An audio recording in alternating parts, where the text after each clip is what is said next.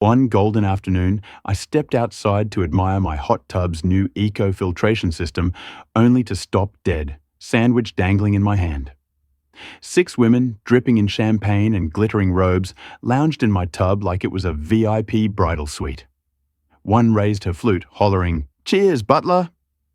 At the heart of this madness stood Lisa, the HOA's self-anointed empress, her lopsided tiara glinting as she bellowed over pop music blasting from a speaker.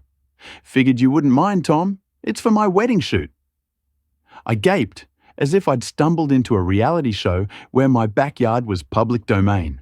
A ring light glowed on my patio, and a bridesmaid splashed water across my deck, treating it like a luxury spa. Lisa's smirk delivered the spark that lit this wild tale. "You weren't using it anyway. We'll need it all week." I'm Tom, a guy who craves quiet in my modest home on the edge of an HOA-ruled neighborhood that's more meddlesome than a soap opera. I'd poured weeks into upgrading my hot tub with solar panels and natural enzymes, dreaming of chill evenings with a cold beer. But now, uninvited laughter drowned out my peace. Rounding the corner, I faced a fever dream scene. Pink streamers draped my fence, a cooler squatted by my grill, and a glitter-bearded guy, DJ Glimmer, he called himself, rigged lights near my flower bed. Lisa waved like I was crashing her party. Perfect spot for my pre-wedding soak, right? I set down my sandwich, pulse pounding. "Lisa, this is my property. Get out." Her smile barely twitched. "Oh, chill, neighbor. Your fence isn't fully enclosed. Practically shared space. Diane from the HOA board said it's fine." Diane, Lisa's crony and HOA president, had a vendetta against reason. A bridesmaid squealed, splashing. "You, Tom, is this pond scum? Not bridal worthy." Lisa chirped, "Got any essential oils?" "We'll be back for mimosa brunch tomorrow." Insta gold. "No," I said, steel in my voice. Lisa's eyes narrowed. "I'm on the HOA board. You don't want a violation for disrupting harmony." That wasn't trespassing. It was a declaration of war. Part of me itched to call the cops, or drain the tub, but after years of the HOA's petty tyranny, fining me for a tall lawn, nixing a kid's lemonade stand, I wanted something sharper. I smiled. "Fine, enjoy it today." Her brow arched. "Why's that?" I shrugged. "You never know what tomorrow brings." That night, after the glitter hurricane left lipstick-stained rims, a shattered planter, and confetti in my tub, I hatched a plan, inspired by a marine biology project with my friend Mia, who runs a seafood business. We'd built crustacean tanks years ago.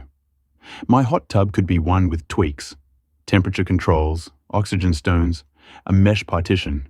I texted Mia, "Need lobsters for science." Her reply pinged instantly, "Live or boiled?" "Live, big ones." By morning, while Lisa primped her nails, I transformed the tub. I scrubbed it, cooled it, rigged the gear, and floated a tray with plastic flutes to keep it innocent. Mia's crew delivered 25 territorial lobsters hidden in the cloudy water.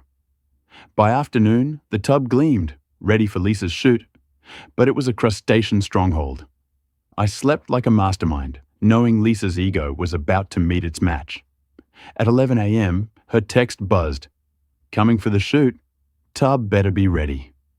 I grinned, sipping coffee. "Oh, Lisa, it's ready." From my kitchen, I watched her floral boho posse roll in. Flower crowns, robes, and a weary cameraman.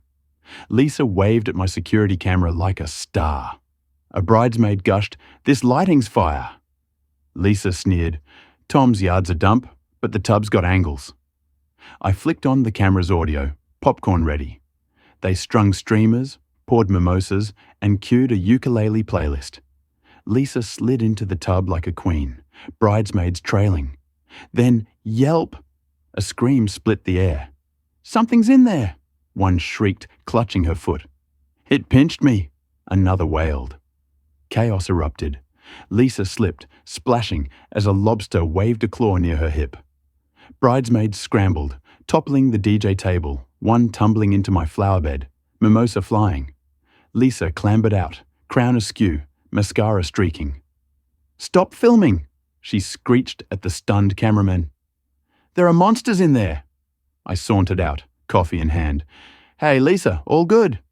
She whirled, finger trembling. "What did you put in there? Clawed things." I nodded. "Lobsters. They're touchy about uninvited guests." Her jaw hit the deck. "You weaponized your tub." I frowned. "Bold claim, Lisa. You trespassed, ignored me, claimed HOA approval. Got it on camera if you need a refresher?" Her face purpled. "My fiancé will sue for emotional trauma." I raised an eyebrow. "The guy who ghosted your shoot?" A bridesmaid muttered, "This is your fault, Lisa." The posse fractured, some fleeing. Lisa called the cops, who arrived in 10 minutes. She ranted about aggressive sea creatures.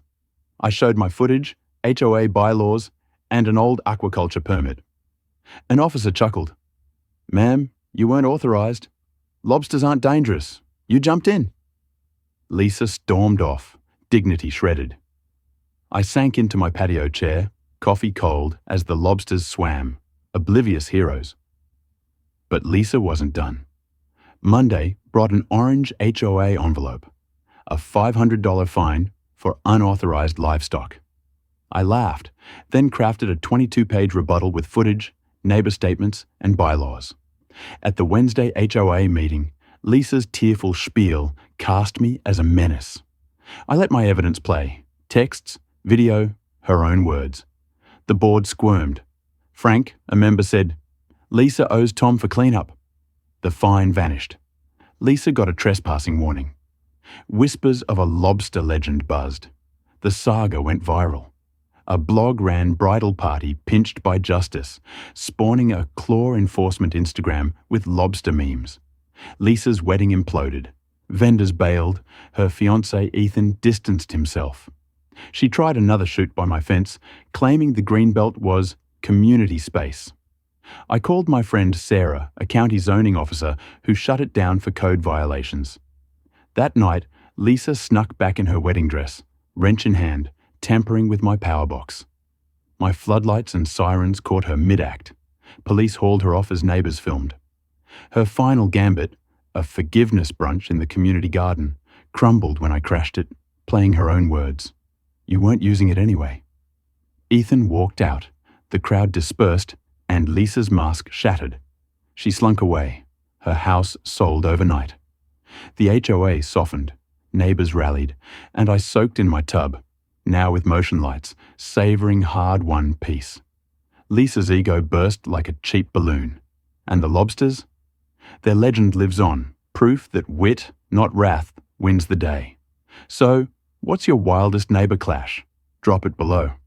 Hit like if this clawsome tale hooked you, and stay tuned for more stories where clever trumps chaos.